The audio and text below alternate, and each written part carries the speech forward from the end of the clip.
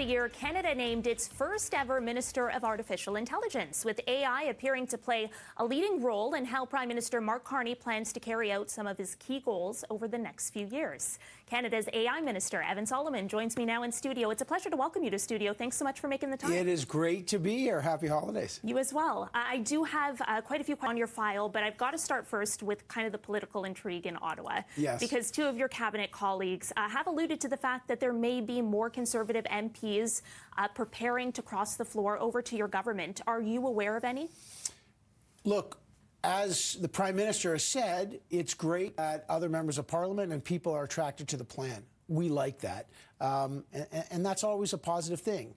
But we're pragmatists. We want to get stuff done. Canadians are not asking, play a political game. They're saying, get stuff done. Get some jobs here. We're in a trade war.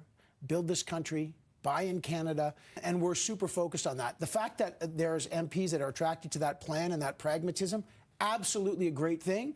But in the meantime, pragmatic, mission focused, get stuff done. Have any of those opposition MPs reached out to you personally? You know, we talk to people all the time in Parliament. What people don't get about Parliament is, you know, across the aisle, there's lots of conversations and there's a collegiality. And look, the truth is that there's a pragmatism and we are building here. We are trying to invest in Canada. We're building affordable homes. We're building ports. And you know what? There's a lot of MPs who recognize we're in a trade war. They don't want to play games. They don't want to have slogans. They want to build stuff. And they see that the Prime Minister's mission is very pragmatic. They want to be part of it. That's fantastic. Look, we'd welcome that. In the meantime, whether they come or they don't, we're pretty mission focused. Last question on this real quickly. Yeah. I don't want to suggest that this isn't allowed because obviously it's a legitimate parliamentary vision. But would you be comfortable now that your government is one seat away from a majority? Would you be comfortable gaining a majority through floor crossing? You know, this is a long-standing issue. Conservatives have had people, when Stephen Harper was in government, there's a very famous quote when Stephen Harper was in government. He said the only parties that complain about floor crossers are the parties that no one crosses the floor to join. So this has happened a long time.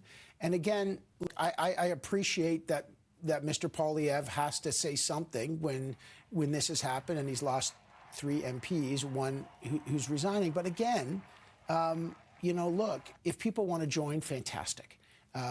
People are attracted to the mission. Canadians are not, I don't think people are saying, hey, I wonder who's winning the parliamentary game. No one cares about that. I think they're saying, do I have a job, right? Can I put Christmas presents under the tree like we're in Southern Ontario. I'm the Minister of Federal Economic Development for Southern Ontario. You know, there are families in the auto sector, in the steel sector, in the lumber sector, in the aluminum sector, that are worried about, that's 15% of our economy. Now, 85% of our economy still has free trade with the U.S., but that 15% that's getting attacked, we got to make sure we're investing in those folks. They can pivot to defense. They've got jobs. Literally, that is our sole focus. I do want to ask you about your file on artificial intelligence, because your government promised to release an updated federal AI strategy by the end of this year. I assume it's not coming in the next few days. Why the delay? So the Prime Minister recognized when he gave me this job as the first Minister of AI and digital innovation, that we've got this political realignment going on and this technological revolution. So he asked me to accelerate the reintroduction of our national AI strategy by 2 years. We're the first country in the world to have a national AI strategy. So I've accelerated it. I had a 30-day national sprint task force, so 28 people, 8 categories, accelerating 30 days, which look, we got to move quickly. And so we're listening to that. And in the new year, we'll be launching the strategy, which is kind of the timeline we thought, sort of end of December, early part of the new year. We got to get this right.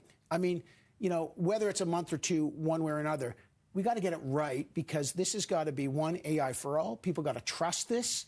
They got to make sure it helps their jobs, and we got to get this right. On getting it right, I'm running out of time here, but I think particularly to the CRA and its AI chatbot, Charlie, which the Auditor General found gave wrong answers 67% of the time. That was a government-built tool. And the Auditor General found that, public tools on Google performed better. So why should Canadians believe you now that you're going to get it right?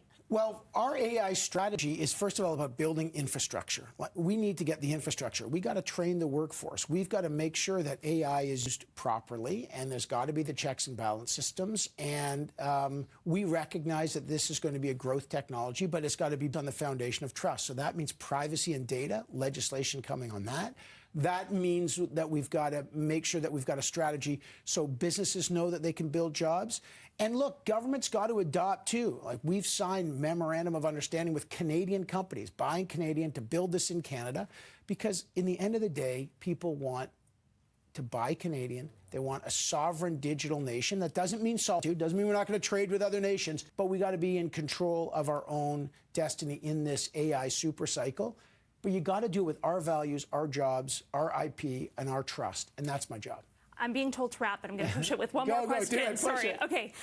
Your government has said that it's going to use AI to make the federal public service more efficient and productive. But at the same time, it's looking to cut the federal public service by at least 40,000 jobs over the next few years. I just wonder, for those who work in the federal public service, how many of those roles do you expect to be replaced by AI? So it's not an either or. Look, the Prime Minister has been pretty clear about saving more so we can invest more in Canadians, 100%.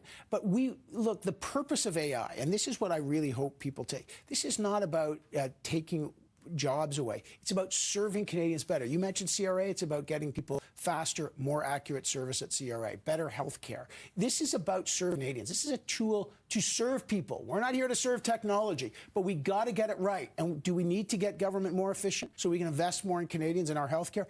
Absolutely. That's where the modernization of government is all about. So you can say with confidence the increased integration of AI won't directly lead to job losses? I think that I can confidently tell you that we've talked about making government more efficient so we can save more, and AI is one tool there. But, we've been pretty clear on that. We want a more efficient government that serves Canadians better so we can invest more in good Canadian programs, and that's what we're doing. Okay, Minister Evan Solomon, I have to leave it there. The speedy round, I like it. Thank you very much for your time. We're going to say good morning now to our Stella